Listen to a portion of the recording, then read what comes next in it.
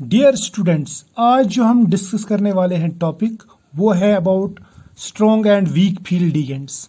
इसमें हमेशा कन्फ्यूजन रहता है कि वीक फील्ड लिगेंड कौन है और स्ट्रॉन्ग फील्ड। कभी कोई लिगेंड एक जगह पे स्ट्रॉन्ग रहता है तो दूसरी जगह पे वीक रहता है। लेकिन मैं आपको कुछ इंपॉर्टेंट पॉइंट्स बताऊंगा जिससे आपका जो कन्फ्यूजन है वो दूर हो जाएगा और आप इजीली डिस्टिंग्विश कर सकते हैं, फर्क कर सकते हैं बिटवीन स्ट्रॉन्ग लिगेंड और वीक लिगेंड। यानी आप इजीली पता लगा सकते हैं कि कहाँ पे लिगेंड स्ट्रॉन्ग है और कहाँ पे वीक है। तो चलो चलते हैं। पहला पॉइंट जो मैं आपको बताने वाला हूँ वो ये है कि जो कार्बन मोनोऑक्साइड या Cn नेगेटिव है, साइनाइड लिगेंड या NO2 नेगेटिव, ये हमेशा स्ट्रॉन्ग रहते हैं। दीज आर ऑलवेज स्ट्रॉन्ग, ये याद रखना, ऑलवेज स्ट्रॉन्ग। बाकी जो लिगेंड्स रहते हैं इनको छोड़ के जो बाकी सब लिगेंड्स हैं, चाहे वो हैलाइड्स के, वाटर हो, अमोनिया हो, तो उनको मैं कंसिडर करूंगा कि वो वीक लिगेंड्स हैं। मगर वीक कब? जब वो 3D एलिमेंट्स के साथ में रहेंगे, यानी 3D मेटल्स के साथ में रहेंगे। So all other ligands are weak ligands for 3D metals, ये याद रखना। 3D मेटल्स में बाकी सब लिगेंड्स क्या हो जाते हैं? वीक हो जाते हैं। ये तीन को आप याद रखना कि ये स्ट्रॉन्ग है। और एक लिगेंड है जो स्ट्रॉन्ग है लेकिन वो कहीं जगह पे वीक हो जाता है, जैसे अमोनिया की बात करूंगा मैं। Ammonia is strong ligand but it is weak for some metal ions. कौन कौन सा मेटल आयन है? उसमें आएगा Cr2 पॉजिटिव, इसके लिए वीक है, ठीक है। इसी तरह से Mn2 पॉजिटिव, इसके लिए वीक है। इसी तरह से Fe2 पॉजिटिव के लिए वीक है और कोबाल्ट 2 पॉजिटिव इनके लिए वीक है। बाकी सब के लिए क्या है? ये स्ट्रॉन्ग। कौन? अमोनिया। इनको याद रखना, क्रोमियम, मैंगनीज, आयरन और कोबाल्ट मगर +2 ऑक्सीडेशन स्टेट में जब होंगे ये। अगर ये +3 में होंगे या +4 में, तब ये वीक नहीं होगा, तब ये स्ट्रॉन्ग होगा। यानी अमोनिया एक ही जगह पे वीक लिगेंड होता है, वीक बन जाता है। कब? जब यहाँ पे क्रोमियम 2 पॉजिटिव ऑक्सीडेशन स्टेट में होगा, या फिर मैंगनीज 2 पॉजिटिव होगा, या फिर आयरन 2 पॉजिटिव, या फिर कोबाल्ट 2 पॉजिटिव। ये 4 आयन याद रखना, ठीक है। ये हो गई एक बात। अब इसके बाद में जो हमारे पास में ऑक्सीजन डोनर लिगेंड्स रहते हैं, ऑक्सीजन डोनर में जैसे ऑक्सलेट है या H2 है, ये वाटर, या OH नेगेटिव है, या ऐसे COH है ना, CO नेगेटिव ऑक्सलेट लिगेंड जिसे आप कहते हैं। These are called oxide donors, यानी जिनका डोनर एटम ऑक्सीजन रहता है। ये रहते हैं वीक लिगेंड्स। क्या रहते हैं? Week ligand. यानी ऑक्साइड डोनर जो रहते हैं वो रहते हैं वीक। लेकिन जब ये कोबाल्ट 3 पॉजिटिव के साथ में मिल जाते हैं, किसके साथ में? कोबाल्ट 3 पॉजिटिव के साथ में, तो तब ये हो जाते हैं स्ट्रॉन्ग। क्या हो जाते हैं? स्ट्रॉन्ग। तो ऑक्साइड डोनर लिगेंड्स हर जगह वीक हैं, लेकिन कोबाल्ट 3 पॉजिटिव के साथ में ये स्ट्रॉन्ग लिगेंड्स हैं। क्या ये स्ट्रॉन्ग लिगेंड्स? यहां तक तो समझ में आया? शाबाश, यहां तक क्लियर है। और एक एलिमेंट है जिसके साथ में ये स्ट्रॉन्ग हो जाते हैं, और वो एलिमेंट कौन सा? सॉरी, आयन कौन सा है? वो आयन है कॉपर 2 पॉजिटिव। तो दोनों C से शुरू होते हैं, यानी कॉपर 2 पॉजिटिव और कोबाल्ट 3 पॉजिटिव के साथ में ऑक्साइड डोनर जो रहते हैं, ऑक्साइड डोनर जैसे वाटर है, OH नेगेटिव है या ऑक्सलेट है, ये स्ट्रॉन्ग बन जाते हैं, वरना ये वीक लिगेंड्स। बात समझ में आ गई? शाबाश, यहां तक तो क्लियर है। तो आपको मैंने 3 इंपॉर्टेंट पॉइंट्स बताए अभी तक, अभी बाकी और भी हैं। एक पॉइंट ऊपर, ये दूसरा पॉइंट, ये तीसरा पॉइंट और ये चौथा पॉइंट भी बहुत इंपॉर्टेंट। अगर आपके पास में वीक फील्ड और स्ट्रॉन्ग फील्ड लिगेंड्स दोनों हो किसी कॉम्प्लेक्स में, स्ट्रॉन्ग फील्ड और वीक फील्ड दोनों हो, तो फिर किसकी चलेगी? अगर स्ट्रॉन्ग और वीक फील्ड लिगेंड इस तरह है कि स्ट्रॉन्ग फील्ड या तो वीक फील्ड्स के बराबर है या फिर इससे ज्यादा है, तो फिर इनकी चलेगी। यानी स्ट्रॉन्ग फील्ड लिगेंड अगर वीक फील्ड लिगेंड के बराबर है, यानी 3-3 सपोज, तो तब किसकी चलेगी? स्ट्रॉन्ग फील्ड की। अगर ये वीक फील्ड से ज्यादा है तब भी स्ट्रॉन्ग फील्ड की ही चलेगी। समझ में आया ना?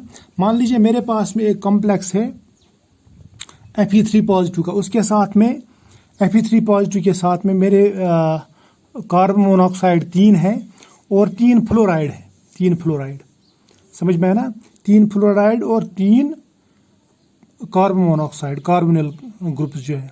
तो वहां पे किन की चलेगी? कार्बोनिल्स की, क्योंकि कार्बोनिल स्ट्रॉन्ग है, समझ में है ना। तो स्ट्रॉन्ग की ज्यादा चलती है, लेकिन हर जगह नहीं चलती। इसके लिए एक एक्सेप्शन भी है। एक्सेप्शन मैं बताऊंगा। जैसे अगर कोबाल्ट लेंगे, हम कोबाल्ट लेंगे H2O, इसमें 3 है, F3 है, तो यहां पे जो कोबाल्ट है वो +3 ऑक्सीडेशन स्टेट में है। और जब भी कोबाल्ट +3 ऑक्सीडेशन स्टेट में होता है तो ऑक्सीजन डोनर ऑटोमेटिकली स्ट्रांग हो जाते हैं, है ना। तो यहाँ पे भी ये वाटर फिर स्ट्रांग हो जाएगा, और ये वीक है, मैं इसको बोलूँगा स्ट्रांग और इसको बोलूँगा ये वीक है। यानी यहाँ पे वीक और स्ट्रांग लिगेंड्स बराबर बराबर है, 3-3। तो इसके हिसाब से इसकी चलनी चाहिए थी ज़्यादा, यानी डोमिनेंस इसकी चलनी चाहिए थी, या मैं बोलूँगा जो इफेक्ट रहेगा, इफेक्ट वो चलना चाहिए था स्ट्रॉन्ग फील्ड लिगेंड का। लेकिन यहाँ पे ऐसा नहीं होता। ये एक वाहिद कंपाउंड है जिसमें ऐसा नहीं होता है, the only compound in which this concept does not exist, या मैं कहूँगा कि it can not be applied, या डज नॉट अप्लाई। समझ में आया ना। तो यहाँ तो क्लियर हो गया, शाबाश। अब और एक इम्पॉर्टेंट पॉइंट बताऊंगा मैं आपको इसके बारे में, बहुत ही इम्पॉर्टेंट पॉइंट। वो इम्पॉर्टेंट पॉइंट क्या है?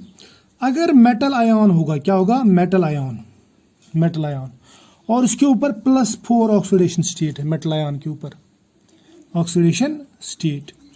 तो ये जो मेटल आयन है, इसके साथ में सब के सब लिगेंड्स, मैं बोलूंगा ऑल लिगेंड्स बिकम स्ट्रॉन्ग, यानी एक्ट एज स्ट्रॉन्ग लिगेंड्स।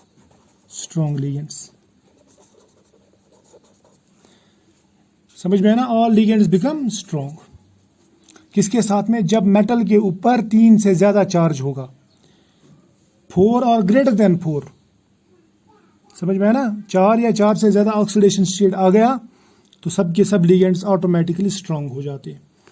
उसके बाद में अगर मेरे पास में 4D सीरीज, यानी सेकंड ट्रांजिशन और थर्ड ट्रांजिशन सीरीज के एलिमेंट्स हो, उनके साथ सब के सब लिगेंड्स स्ट्रांग हो जाते हैं। क्या हो जाते हैं? स्ट्रांग हो जाते हैं। जैसे प्लेटिनम है, प्लेडियम है, रुथीनियम, रोडियम, इनके साथ में सब के सब लिगेंड्स हो जाते हैं स्ट्रांग, लेकिन F को छोड़ के, फ्लोराइड को छोड़ के। फ्लोराइड जो वो एक्सेप्शन दिखाता है। So all ligands become strong ligands when these are attached to some 4D or 5D metal ion। समझ में है ना। 4D या 5D समझता है, यानी सेकंड ट्रांजिशन सीरीज या थर्ड ट्रांजिशन सीरीज का अगर एलिमेंट है, उसके साथ में सब के सब लिगेंड स्ट्रांग हो जाते हैं, लेकिन फ्लोराइड को छोड़ के। फ्लोराइड वीक रह जाता है। ठीक है, यहाँ तक तो क्लियर है। अब और एक बात जो इम्पोर्टेंट बात है, याद रखना, जितना ऑक्सीडेशन स्टेट ज़्यादा होगा उतना लिगेंड की जो स्ट्रेंथ है, लिगेंड स्ट्रेंथ वो ज़्यादा होगी, वो इंक्रीज होगी। क्लियर। लिगेंड स्ट्रेंथ का क्या मतलब है? लिगेंड स्ट्रेंथ का मतलब जितना स्ट्रॉन्ग लिगेंड होगा उतना वो मेटल के नज़दीक आएगा। स्ट्रॉन्ग लिगेंड जो रहेगा ना, स्ट्रॉन्ग लिगेंड वो क्लोज होगा, किसके? क्लोज टू मेटल, वो ज़्यादा अप्रोच करेगा, यानी ज़्यादा नज़दीक आएगा। और स्ट्रॉन्ग लिगेंड क्या करता है? स्ट्रॉन्ग लिगेंड पेयरिंग करा देता है इलेक्ट्रॉन्स की, pairing of electrons, electrons pair up हो जाते हैं उसमें। ठीक, यहां तक तो क्लियर है, शाबाश, ये हो गया। इसके बाद में अगर आपके पास में मेटल लिगेंड कॉम्प्लेक्स है, यानी मेटल और लिगेंड के बीच में बॉन्ड बना हुआ है, तो लिगेंड डोनर एटम रहता है और मेटल जो है वो एक्सेप्टर रहता है। ये हमने इससे पहले भी पढ़ा, और वीबीटी में जो इससे पहले वाला लेक्चर है उसमें जब जो इंट्रोडक्टरी लेक्चर था वीबीटी का, अभी वीबीटी चालू है, उसमें मैंने आपको बताया था कि जब ओवरलैपिंग होती है तो वो मेटल की एम्प्टी ऑर्बिटल की होती है और लिगेंड के फिल्ड ऑर्बिटल की होती है। इसका फिल्ड ऑर्बिटल, इसका एम्प्टी ऑर्बिटल। तो इसका मतलब ये इलेक्ट्रॉन एक्सेप्टर है यानी लेविस एसिड, ये इलेक्ट्रॉन डोनर है यानी लेविस बेस। बात समझ में आ गई। और इसके हिसाब से मैंने आपको बताया कि अगर स्ट्रॉन्ग लिगेंड होगा तो मेटल लिगेंड जो बॉन्ड होगा वो शॉर्ट होगा, शॉर्ट बॉन्ड यानी बॉन्ड लेंथ कम होगी।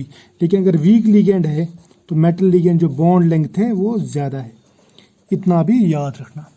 तो आई होप यहाँ तक जो मैंने आपको बताया, these are very important points and concepts, ये आप दिमाग में बिठाएंगे, दिमाग में रखेंगे और इनको आगे आप अप्लाई करेंगे।